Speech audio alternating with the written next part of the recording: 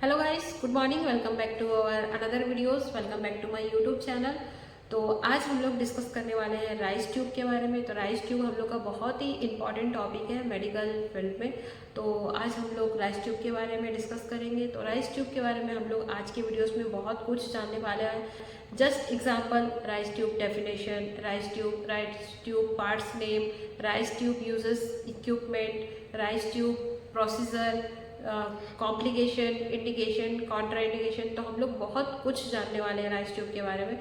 तो please video को skip मत कीजिएगा एंड वीडियो को फुल वॉच कीजिए ताकि वीडियो आप लोग के लिए बहुत ही ज़्यादा हेल्पफुल होने वाला है। तो चलिए आज का वीडियो हम लोग स्टार्ट करते हैं। राइस ट्यूब, सबसे पहले हम लोग जानते हैं राइस ट्यूब का डेफिनेशन, क्योंकि डेफिनेशन भी बहुत ज़रूरी है हम लोग के लिए। तो सबसे पहले राइस ट्यूब का डेफिनेशन जानते हैं। तो राइस ट्यूब का जो A rice tube, nasogastric or NC tube, is a thin, flexible, disposable polyvinyl chloride (PVC) tube passed through the nostril down the throat into the stomach।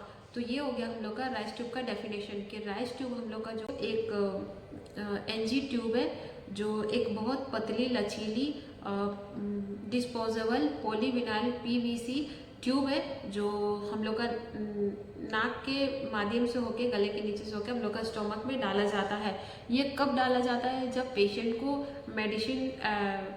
को medicine देना हो, या जो पेशेंट मतलब आईसीयू में हो बहुत ज़्यादा, जो पेशेंट को न्यूट्रिशन देना हो, तो इस टाइम पे हम लोग को ये ट्यूब डालना बहुत ही ज़रूरी होता है। क्योंकि जो पेशेंट कॉन्शियस होते हैं, अनकॉन्शियस होते हैं, वो मेडिसिन इनटेक नहीं कर सकते और अपने न्यूट्रिशन को भी नहीं ले सकते। तो जिसके कारण हम लोग का राइस ट्यूब का हेल्प लेना पड़ता है और राइस ट्यूब के माध्यम से पेशेंट को फूड और मेडिसिन, ये सारे चीज़ें पेशेंट को पास किया जाता है। देखते हैं सेकंड पॉइंट। तो सेकंड पॉइंट जो हम लोग का है कि राइस ट्यूब को जो हम लोग का है, दो रूट से हम लोग स्टोमक के थ्रू हम लोग पहुंचा सकते हैं। एक फर्स्ट हो गया हम लोग का नोसोगैस्ट्रिक, जो नोज के माध्यम से हम लोग स्टोमक में राइस ट्यूब को इंसर्टेड कर सकते हैं। एंड सेकंड हो गया हम लोग का ओरोगैस्ट्रिक, जो माउथ के थ्रू से हम लोग राइस ट्यूब को स्टोमक में इंसर्टेड कर सकते हैं। तो ये दो रूट हो गया, नोसोगैस्ट्रिक एंड ओरोगैस्ट्रिक। राइस ट्यूब जो होता है वो हम लोग का, सभी राइस ट्यूब में अलग अलग साइजेस होते हैं एंड कलर कोडिंग के द्वारा हम राइस ट्यूब को पहचान भी सकते हैं और साइजेस भी अलग अलग होता है।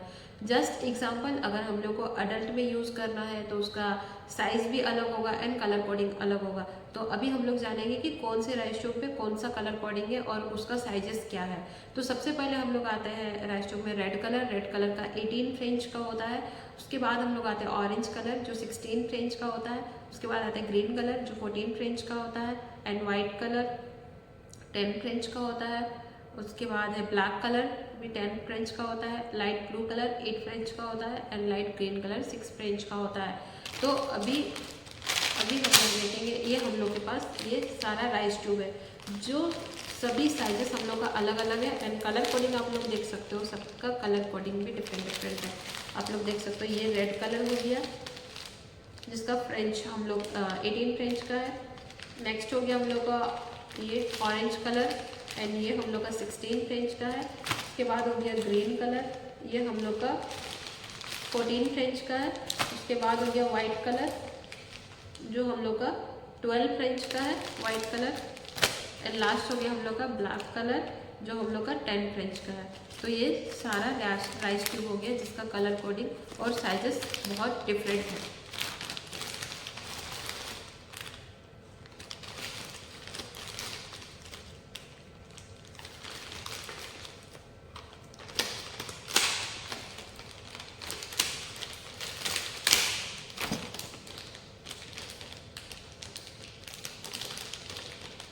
अभी नेक्स्ट हम लोग जानते हैं पार्ट्स नेम। ये राइस ट्यूब है, ये पूरा राइस ट्यूब जो है, ये राइस ट्यूब का हम लोग का सब पार्ट्स का डिफरेंट नाम होता है कि कौन से पार्ट्स को किस नाम से बोले जाते हैं। क्योंकि ये तो पूरा राइस ट्यूब हो गया, लेकिन इसका फ्रंट कुछ और है और लास्ट कुछ और है, तो ये सबका अलग अलग नाम होता है सभी पार्ट्स का। तो अभी जानते हैं डिटेल में कि हम लोग किस पार्ट्स को किस नाम से बोलते हैं। तो ये जो फ्रंट हो गया हम लोग का, ये सबसे पहले हम लोग का टिप है राइस ट्यूब का, इसको हम लोग टिप बोलते हैं राइस ट्यूब का। इसके बाद हो गया हम लोग का राइस ट्यूब का, ये पूरा हो गया राइस ट्यूब का, ये बॉडी है राइस ट्यूब का। उसके बाद नेक्स्ट हम लोग आते हैं, इसमें होता है रेडियो ऑप्टिकल लाइन, मतलब ये जो लाइन होता है राइस ट्यूब में, आप लोग देखिएगा राइस ट्यूब में ये ऑरेंज कलर का है तो ऑरेंज कलर का ही पूरे राइस ट्यूब में ये एक लाइन दिया हुआ है, तो ये रेडियो लाइन है हम लोग का राइस ट्यूब में। एंड उसके बाद हो गया हम लोग का, और हो गया हम लोग का ये जो लास्ट होता है वो हम लोग का हो गया ड्रेनेज पार्ट विथ लॉक। इसके साथ लॉक होता है कि राइस ट्यूब हम लोग का जब इंसर्टेड हो जाए उसके बाद हम लोग इसको लॉक कर सकते हैं, ताकि हम लोग का बाहर बेडरूम जो है वो ख़राब ना हो। राइस ट्यूब जब हम लोग इंसर्टेड करेंगे पेशेंट पे तो ये हम लोग इस पर बैक होल्ड कर सकते हैं या इसको लॉक कर सकते हैं। तो ये हो गया हम लोग का राइस ट्यूब का पूरे बॉडी का पार्ट नेम। देन नेक्स्ट आते हैं हम लोग, तो नेक्स्ट हम लोग का है पर्पस, कि राइस ट्यूब हम लोग लगाते हैं इसका क्या पर्पस है, राइस ट्यूब लगाने का पर्पस क्या होता है। तो इसका जो मेन रीज़न होता है वो हम लोग का है सबसे पहले न्यूट्रिशन।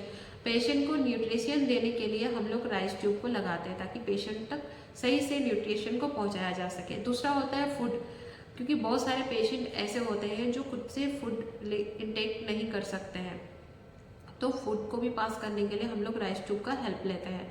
नेक्स्ट हो गया हम लोग का डायग्नोस्टिक। अगर हम लोग का कोई भी पेशेंट ऐसा हो जिसका डायग्नोस्टिक करना हो स्टमक का, तो हम लोग उससे पे भी हम लोग राइस ट्यूब को इंसर्टेड करते हैं। उसके बाद हो गया मेडिसिन एडमिनिस्ट्रेशन।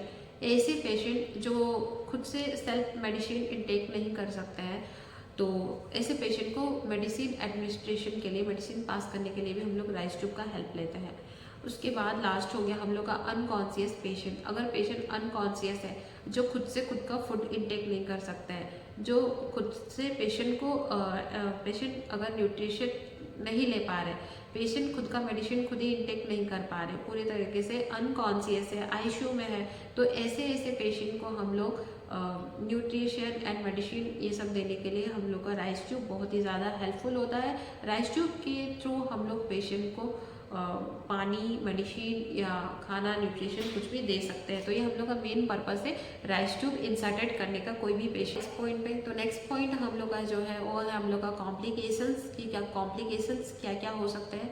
तो कॉम्प्लिकेशंस में फर्स्ट है हम लोग का जो है वो है हम लोग का ब्लीडिंग।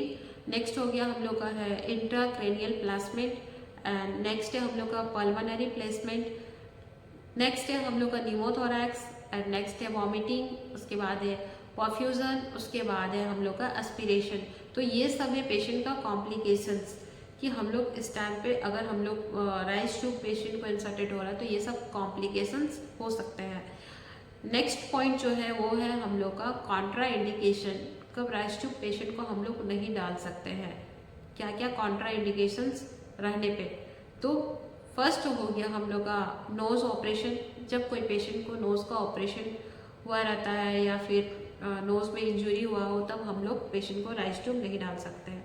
सेकेंड हो गया हम लोग का नोजल इंजरी, अगर नोज़ में इंजरी हुआ तो भी हम लोग राइस ट्यूब नहीं डाल सकते हैं।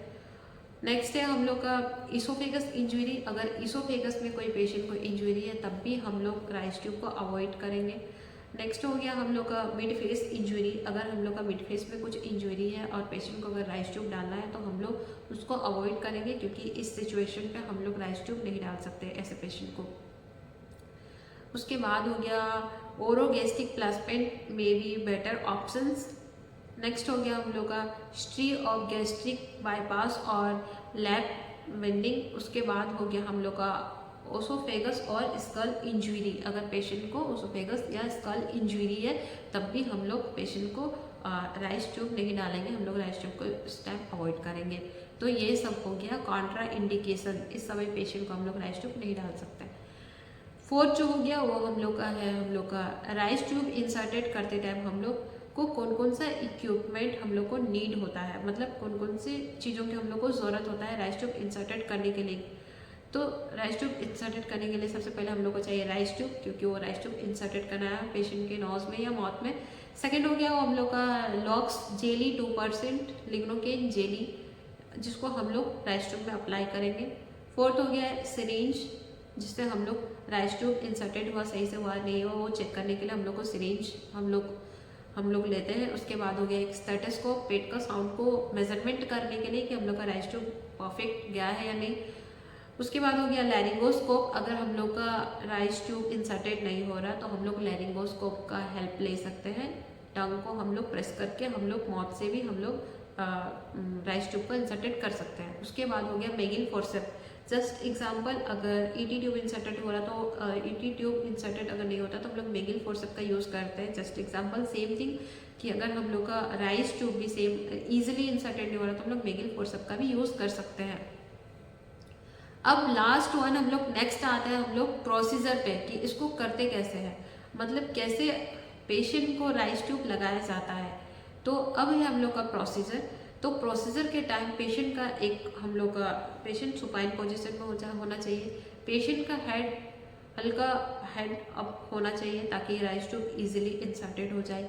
तो सबसे पहले राइस ट्यूब जो होता है ये हम लोग का राइस ट्यूब जैसे है, तो सबसे पहले राइस ट्यूब को हम लोग का पेशेंट का नोज से लेके हम लोग का ईयरबेंड तक हम लोग पहले मेजरमेंट करेंगे कि पेशेंट का कितना से कितना तक आ रहा है कोई भी पेशेंट का। तो ये सबसे पहले हम लोग को मेज़र करना रहता है। मेज़र करने के बाद अगर हम लोग का पेशेंट का नोज से हम लोग का ईयरबेंड तक कितना आ रहा है उसमें हम लोग को मेज़र करके हम लोग को ये करना होगा कि हम लोग को कितना इंसर्टेड करना है।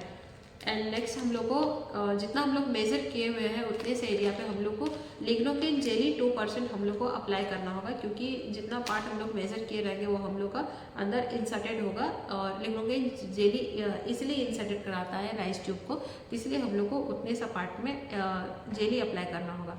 उसके बाद हो गया राइस ट्यूब जब हम लोग का इंसर्टेड हो गया स्टोमक में, तो सबसे पहले प्लेसमेंट को चेक करेंगे। राइस ट्यूब डालने के बाद हम लोग का इस टिप में दो जो होता है उसमें हम लोग सिरिंज पे पहले एयर डालेंगे, सिरिंज को यहाँ पे ऑफ करेंगे और स्टमक में हम लोग स्टेथोस्कोप को रखेंगे और हम लोग स्टमक के साउंड को मेजरमेंट करेंगे, जिससे हम लोग जानेंगे कि हम लोग का राइस ट्यूब सही से इंसर्टेड हुआ या नहीं। एंड दूसरा होता है हम लोग का वाटर चेक। वाटर चेक से भी हम लोग पता कर सकते हैं कि पेशेंट का राइस ट्यूब सही से गया या नहीं। हम लोग को बॉल में पानी लेना होगा। एंड दूसरे चौका हम लोग को हम लोग का जो ये दूसरा वाला टिप है उसको हम लोग को बॉल में डिप करना होगा, जिसमें पानी का अगर बुलबुला आ गया तो पेशेंट का राइस ट्यूब हम लोग का सही से नहीं गया रहेगा, और अगर बुलबुला नहीं आएगा तो मतलब हम लोग का राइस ट्यूब सही से इंसर्टेड हो गया होगा। तो ये था हम लोग का प्रोसीजर पेशेंट को राइस ट्यूब डालने का। आई होप कि आज का वीडियो बहुत ही ज़्यादा इंटरेस्टिंग था। तो प्लीज़ वीडियो को बहुत ज़्यादा प्यार और सपोर्ट दीजिए ताकि मैं नेक्स्ट वीडियो जल्दी ही अपलोड कर पाऊँ। एंड नेक्स्ट वीडियो किस टॉपिक पे बनाऊँ प्लीज़ आप लोग मेरे कमेंट सेक्शन में कमेंट कीजिए, ताकि मैं जल्दी न्यू वीडियो डालने का कोशिश करूँगी। सो आज के लिए प्लीज़ इतना ही, और तब तक के लिए वीडियो को प्लीज़ लाइक शेयर कमेंट कीजिए ताकि नेक्स्ट वीडियो मेरा जल्दी ही आए। Bye bye, take care.